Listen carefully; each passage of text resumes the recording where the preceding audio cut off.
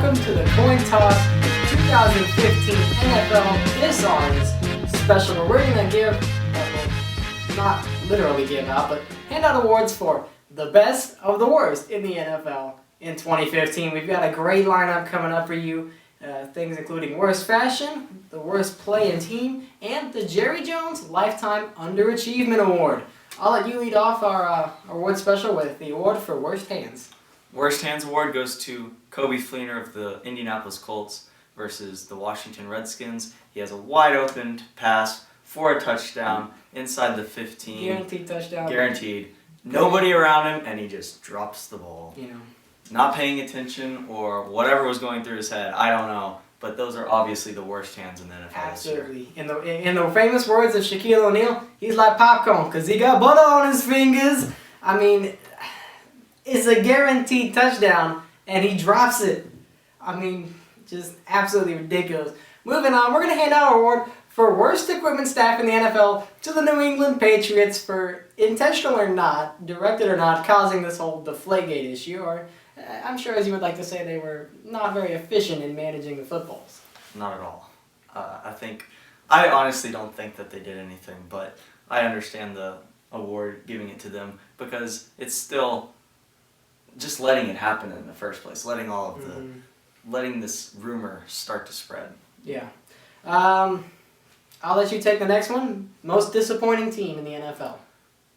The San Francisco 49ers. I mean, you have team that goes to 2 NFC championship games, Super Bowl, almost wins it, and then all of a sudden they go 7-7, or 7-7, 8-8, 8-8, and they fire their head coach. Their defense was still great, but their offense falls apart. Colin Kaepernick has a terrible year.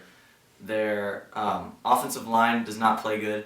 They miss out on Vernon Davis and his amazing skills by never throwing the ball to him. I mean, their defense eventually figured things out, but nobody on offense overachieved or even met expectations. Everything just underachieved.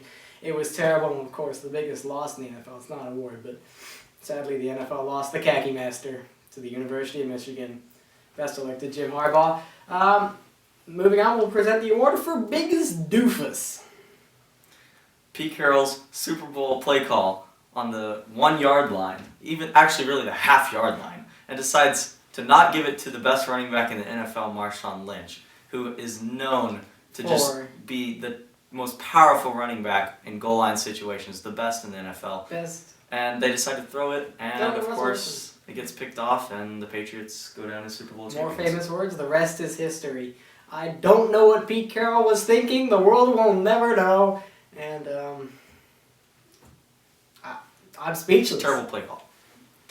Worst play call maybe in the history of the NFL. We move on to worst fashion. And look, in this year, in terms of terrible fashion, this was a marquee year for the NFL. They did great at not looking stylish. So we had to give out not 1, not 2, but 3 different awards for worst fashion. We'll start off with Cam Newton at a press conference, who appears to be wearing not necessarily high heels, but lady shoes, if I'm not correct. And capri pants as well. Capri pants, lady shoes, on a grown black man. I mean, that don't make a whole lot of sense.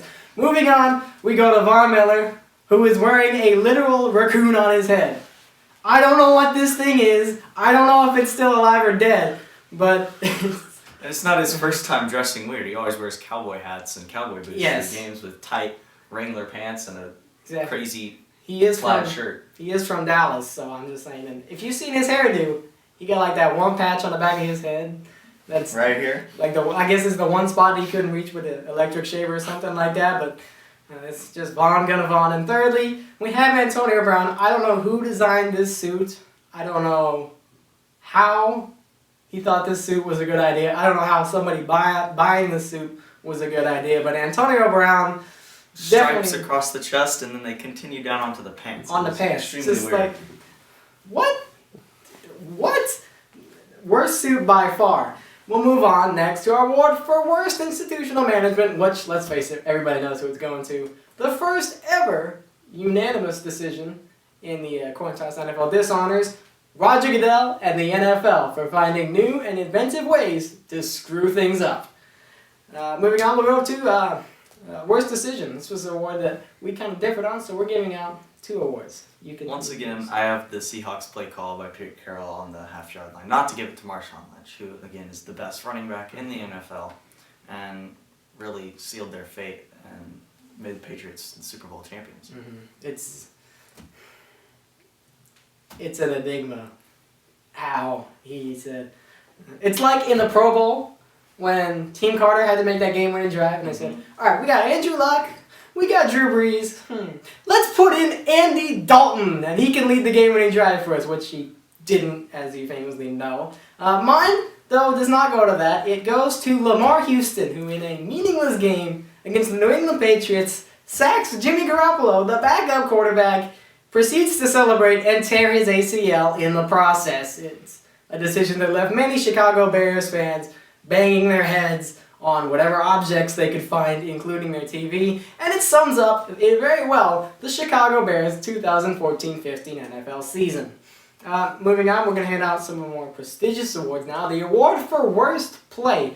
I'll lead this off with my choice, James Jones of the Oakland Raiders, who found new and inventive ways to fail at playing football. Because not only on this play, it's just your basic catch, and Jones fumbles the football, but the ball manages to stay in bounds, and Jones manages to recover it. It's almost the best save in the history of the NFL. He's running it down to the goal line, and then he fumbles it again.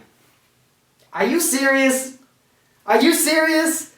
We gotta go back to Shaq. He's like popcorn. Why? Because he got butter on his fingers. I don't understand how it's possible you fumble twice on one play.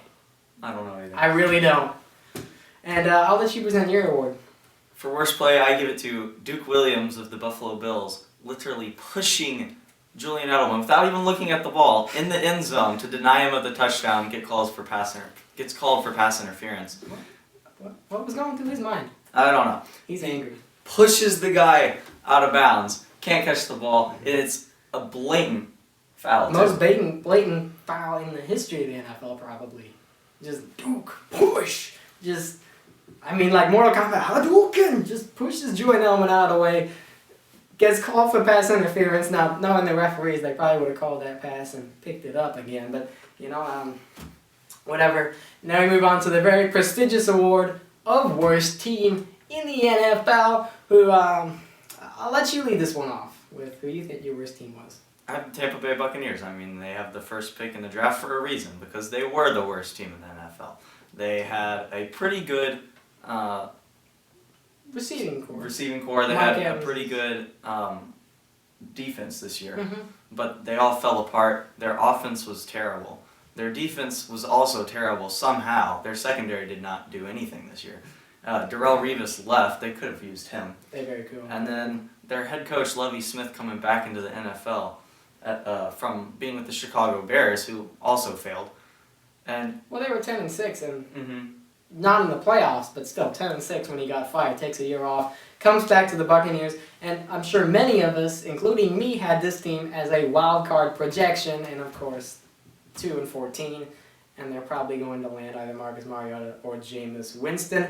But in my case, the worst team doesn't always go to the team with the worst record, and for me, this was an easy choice because here we had a much like James Jones, we had a team that was finding new, inventive, and creative ways to fail at football. And for me, that is the Oakland Raiders. And there are myriad examples. I picked 3. The first one is that James Jones double fumble. The second for me is the punt return in which the Oakland Raiders player fields his punt return against the Rams. You're hoping for good, and he somehow runs into the guy who's wearing the same jersey as him. I think he was blind, probably. He was colorblind at least. But still, if you're the other dude, if you're the guy who's trying to block, how do you just run into your own guy, the guy you're trying to block for? And my favorite part was he moved his hands out of the way, like it's gonna help him move out of the way. Something. I mean, he's a big man, and he's not moving out of the way that quickly. So I must say, it's not worse than Mark Sanchez's butt fumble. No, he runs into his own offensive line. It's not worse than Mark Sanchez's butt fumble. That is still the worst play in history of the NFL. And I'll go to another example. This is when C.O. Moore against the Chiefs. They're 0 and I don't know what on this Thursday night game. against the Chiefs. They get a huge sack to win the game. Game-winning drive. And Alex Smith runs up. The Raiders, they're running up, going back to the line. And C.O. Moore, another guy, they're just sitting there celebrating. Everyone on the Raiders, all 11 guys except for 2, ran up to the line to go scrimmage. And the other 2 are celebrating at least 15 yards behind the goal line, or not the goal line, the line of scrimmage. It's going to be an easy offside. And fortunately, Justin Tuck managed to call timeout and save the day for the Raiders, who would go on to get their first win. But it is a play that absolutely coins the term, only the Raiders. Now we're going to hand out one more award, and that award is the Jerry Jones Lifetime Underachievement Award, who... I think it goes to our producer for letting the camera die. Yeah, or almost die. In reality, though, of course, Jerry Jones actually did something good this year. So we are giving it to a new recipient. I'll let you announce the winner of this Aaron Hernandez. I mean, he could have won the Super Bowl this year. He could have been a part. He could end up being a great tight end. Fantastic! But instead he decides he goes and kills 3 people. Yeah, commit murder, and now he's in jail. He's ruined his life and his NFL career. Definition of underachievement. And with that, we're going to end the Coin Toss 2015 NFL Dishonors Special. So thanks for watching. If you like the video, hit the like button, hit the subscribe button. That tells you that you enjoy this, you want to see some more. Check out us on Twitter at me at Astro772, him at Razzleberry. That's it, guys. Enjoy your week. We'll see you next week on Coin Toss.